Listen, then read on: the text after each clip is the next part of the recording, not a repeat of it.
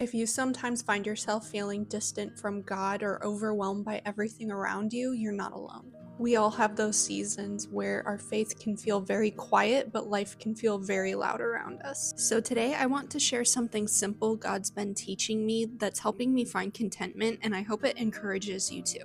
There are times when I look around and realize I've been going through the motions. Working, cleaning, scrolling, running from one thing to the next, but inside I feel completely disconnected. And it's not that I've stopped believing, it's that I've stopped noticing. But something changes when I slow down long enough to step outside. When I get out from under the noise and distractions and just breathe in what God made, I can sense His presence again. The Bible tells us that God speaks through His Word, but it also shows us that He speaks through what He's made. Psalm 19 says, "The heavens declare the glory of God, the skies proclaim the work of His hands." I like to think of creation as His other book, one that reminds us who He is when we've forgotten to look it up. It's taken me a really long time to learn that. Most days move in a blur. Work, dinner, dishes, a little TV, then bed. And even when I do get out of the house, it's usually just to run errands or check something off my list. I think that's where a lot of us are. Life is full, but it's not always fulfilling. We're surrounded by man-made things. House, cars, screens, noise, but not much space to be still. And after a while, that leaves us restless.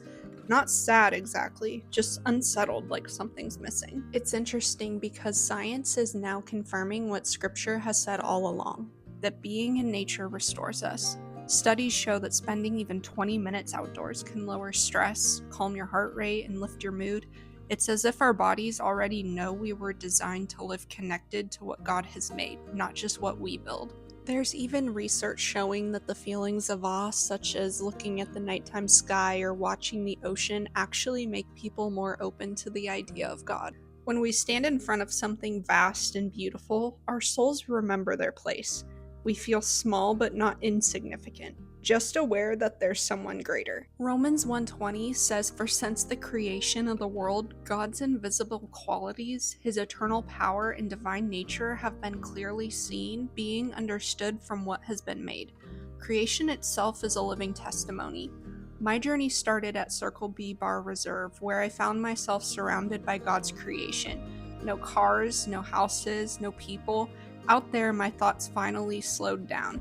I stopped trying to fix or plan everything, and I started noticing again the small details that showed God's care and creativity.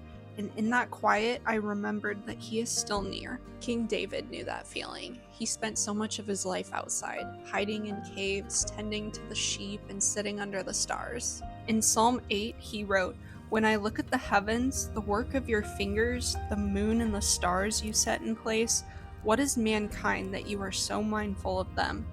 You can picture him under that same sky we see today, realizing how big God is, yet how personal He is too. That moment of awe didn't make David feel forgotten. It reminded him that he was seen. That's what happens when we step into creation and open hearts. We start to see the Creator again. So if you've been feeling far from God lately, maybe you don't need another book, another message, or a new routine. Maybe you just need to step outside. Try it this week. 10 minutes outside with no goal except to notice. You might be surprised by the peace that finds you there. And if this video speaks to you, I'd love for you to walk this journey with me. Learning to slow down, notice God's creation, and live with a little more faith. So subscribe, share this video, or leave a comment about where you find God's presence most in nature. Sometimes your story is the exact reminder that someone else needs.